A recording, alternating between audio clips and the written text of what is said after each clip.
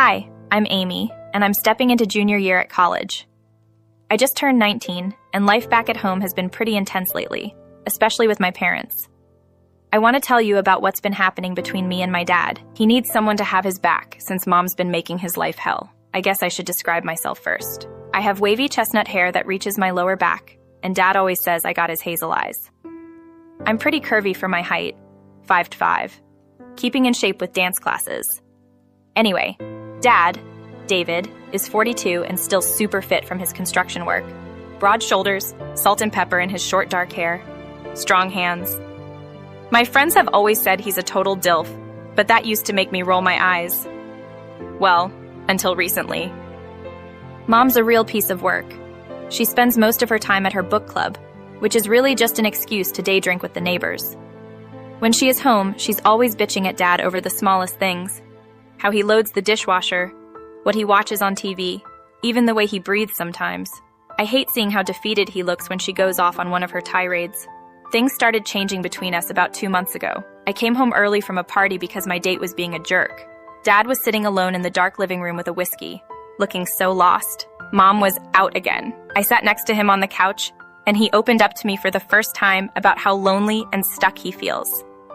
How much he misses real intimacy and connection. I rested my head on his shoulder and took his hand. His thumb stroked my palm and neither of us pulled away. We sat like that for hours, barely talking but understanding so much.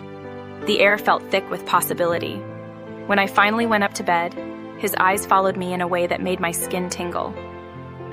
Since then, we've been finding excuses to be alone together. I'll bring him coffee in his workshop, wearing my shortest shorts. He'll give me back massages that last way longer than they need to. Yesterday, I accidentally left the bathroom door open while getting out of the shower, knowing he'd walk past. The way he stared at my wet skin before quickly turning away had me trembling. This morning, Mom stormed out after another fight, saying she'd be gone all weekend. Dad and I exchanged a look across the kitchen table that said everything. My heart is racing as I write this because I know tonight is going to change everything between us.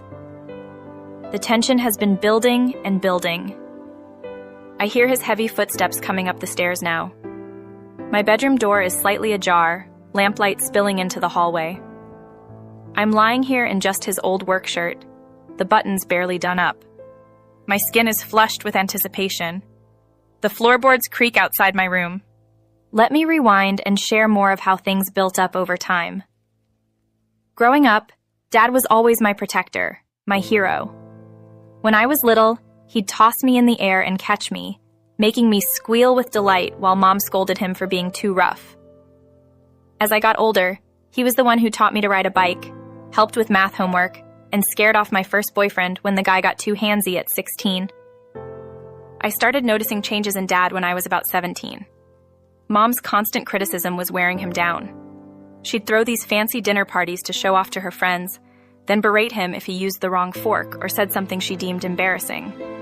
I'd catch him sitting alone in his workshop late at night, shoulders slumped, a beer in his calloused hands. The summer before college, everything shifted.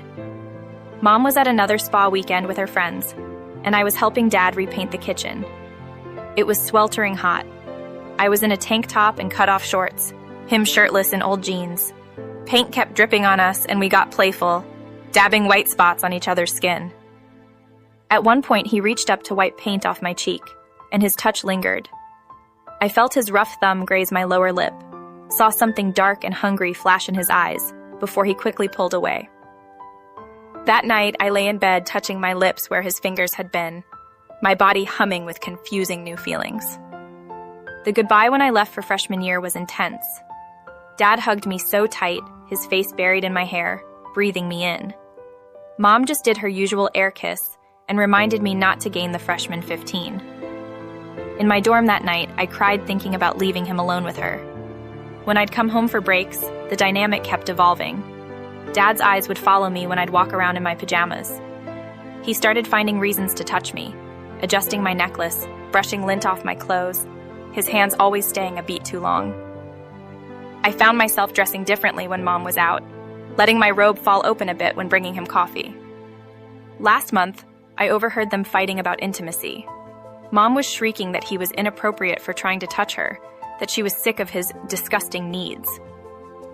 I watched him through the crack in the door as she stormed out. He punched the wall, then sank into his chair, head in his hands.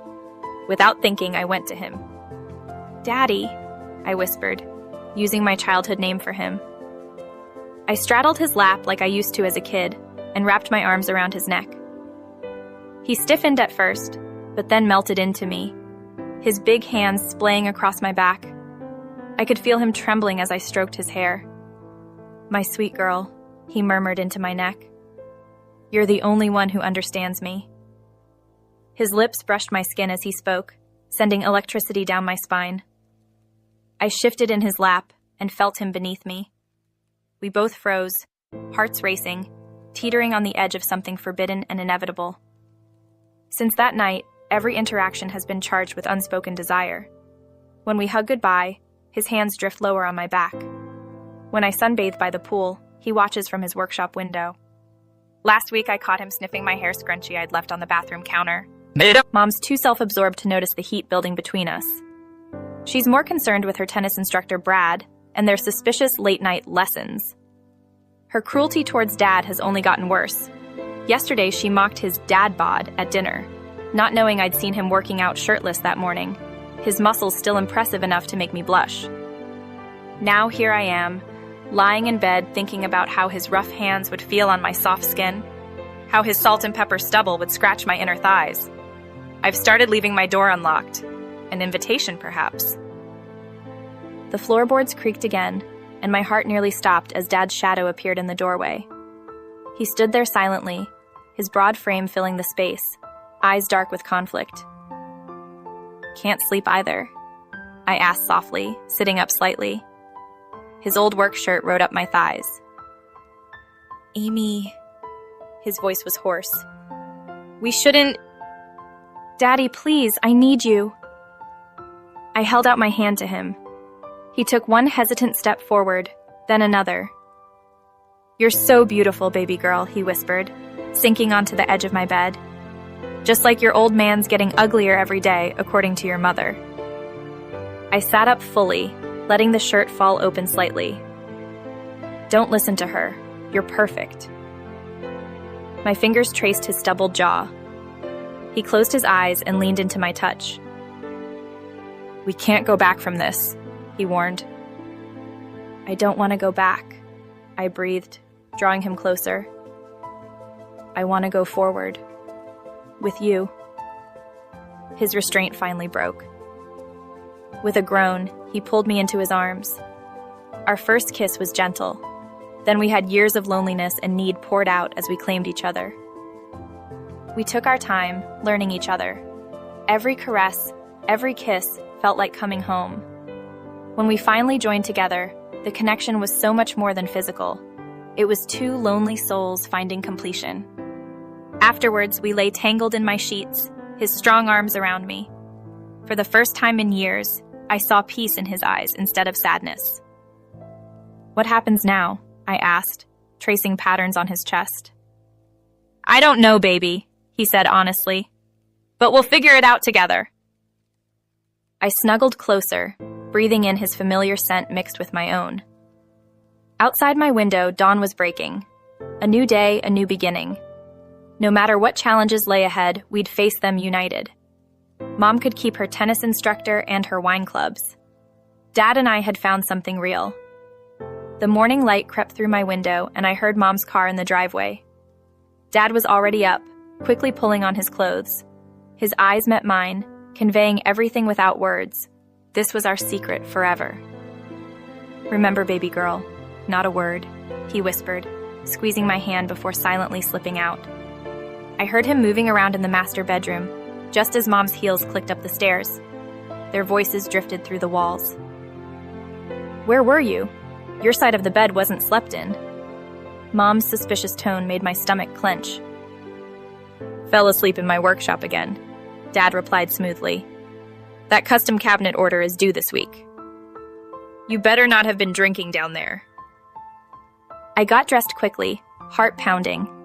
When I went downstairs, Dad was at the kitchen counter reading his paper while Mom made her protein shake. Everything looked so normal, yet nothing would ever be the same. "The sheets from your workshop couch are in the washer," Mom commented, eyes narrowing.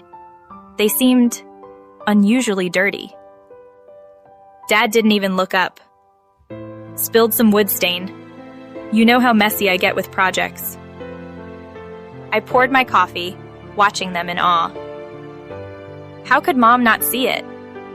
The electricity still crackling between Dad and me, the way his fingers brushed mine as I passed him the sugar. But Dad was a master at keeping his cool. When Mom started her usual criticisms about his lazy weekend plans, he just nodded along. Though I caught the tiny smile playing at his lips. He had a much better weekend planned for us once she left for her tennis lesson. Later that week, Mom was ranting about finding one of my hair ties in their bedroom. "It was on your pillow, David. Why would her hair tie be there?" "Yeah, she probably dropped it when she was putting away laundry," he said calmly. "You know how scattered teenagers are." I had to bite my lip to keep from smiling, remembering exactly how that hair tie ended up there. The best part was watching Dad maintain his facade of the checked-out husband, while Mom grew increasingly paranoid. She'd inspect his clothes for perfume, check his phone, question his every move. But she was looking for the wrong woman, never suspecting the truth was right under her nose. When she finally left him for her tennis instructor a month later, she thought she was punishing him. If only she knew how he celebrated that night, with me with him at last. No more sneaking around our own home. Life after Mom left became a blur of passion and stolen moments. Every surface of the house held new memories. The kitchen counter where we'd cook together, barely making it through dinner prep. His workshop bench where I'd bring him lunch. The living room couch where we'd start watching movies that we'd never finish. Dad would come home from work to find me in one of his old shirts or nothing at all. We reveled in the freedom to touch, to want, to take. No more whispered confessions or guilty glances. Just us both together. But reality has a way of creeping in. I met Tyler in my economics class, tall, kind, closer to my age. At first, I ignored the flutter in my stomach when he'd smile at me. I had everything I needed at home with Dad. One night after Dad and I had messed around in the laundry room, I knew I had to tell him. "Daddy," I whispered, still wrapped in his arms. "I need to talk to you about something." He stroked my hair, probably sensing what was coming. "Tell me, baby girl." "There's this guy in my class." I felt him tense slightly. "We've been talking and I think I like him." Dad was quiet for a long moment, his hands still moving soothingly through my hair. "Does he treat you well?" "Yes, he's really sweet." I pressed closer to Dad's chest, breathing in his familiar scent. "But I don't want to hurt you." He tilted my chin up to look at him. "Listen to me, precious. What we have, it's been incredible. You helped me feel alive again when I was drowning, but we both knew this couldn't last forever." Tears welled in my eyes. "I don't want to lose you." "You'll never lose me, Amy. I'm still your father. I'll always be here, always love you." His voice was thick with emotion. "But you deserve a normal life, real relationships, maybe marriage and kids someday." "What about you?" He smiled softly. "I'll be okay. Carol from the hardware store has been asking me to coffee for weeks. Maybe it's time I said yes." We made love one last time that night, slow and tender, memorizing each other. Afterwards, he held me until dawn, both of us knowing it was goodbye to this chapter of us. The transition wasn't easy. The first time I came home late from a date with Tyler, seeing Dad's bedroom door closed, knowing he was alone, was like a punch to the gut. When Carol started coming around for dinner, I had to fight down jealousy, even though I'd encouraged him to date her. But gradually, we found a new normal. Dad and I still shared lingering hugs and meaningful looks. Our secret would always bind us together. But we both knew we'd given each other exactly what we needed during that brief, passionate time. Now when I bring Tyler home for family dinners, Dad genuinely likes him. And I've grown fond of Carol. She makes Dad laugh in a way that warms my heart. Sometimes I catch Dad watching me and Tyler together, a bittersweet smile playing at his lips. Last week, he told me he's thinking of proposing to Carol. I hugged him tight and whispered how happy I was for him. Later that night, alone in my room, I touched myself, remembering how his strong hands used to feel on my body. But the ache was duller now, more nostalgic than desperate. We'll always have those weeks of fierce passion, of healing each other's loneliness. But love means knowing when to let go, when to set each other free to find happiness elsewhere. Dad taught me that, among so many other things. Our secret remains safe between us, a beautiful memory we'll cherish, but never revisit. Life moves forward, and so must we. But sometimes when he calls me baby girl, I see that old spark in his eyes and know he's remembering too. 5 years flew by. I dated quite a few guys after Tyler, some serious, some just fun. Each relationship taught me something, but none quite matched the intensity of what Dad and I had shared. Still, I knew we'd both made the right choice moving forward. Dad and Carol didn't work out in the end, but it helped him get back out there. He dated a yoga instructor, then a real estate agent, finally meeting Sarah at a home improvement store. She was different from Mom in every way, warm, supportive, actually appreciated his dad jokes. I moved in with my boyfriend Jason after graduation. The day Dad helped us move boxes into our apartment, I caught him looking wistful at my old bedroom. We shared a long hug that said everything we couldn't speak aloud. "You'll always be my baby girl," he whispered. Through my 20s, I built my career in marketing while Dad's construction business thrived. Sarah moved in with him, filling our old house with the sound of genuine laughter. I'd come over for Sunday dinners, watching how happy he was with her, feeling grateful we'd let each other go when we did. Jason proposed last spring. When I told Dad, he hugged me tight, his eyes misty. Later, alone in his workshop, we acknowledged what we were both thinking. "Sometimes I wonder," I started. "Don't," he said gently. "What we had was beautiful, but it was meant to be temporary. Look at us now. You're engaged to a good man. I have Sarah. We're where we're supposed to be." He was right. The passion we'd shared helped us both heal and grow, but it wasn't meant to last forever. Now we have a deeper bond, father and daughter, best friends, keepers of a precious secret that made us who we are today. Dad walked me down the aisle last month.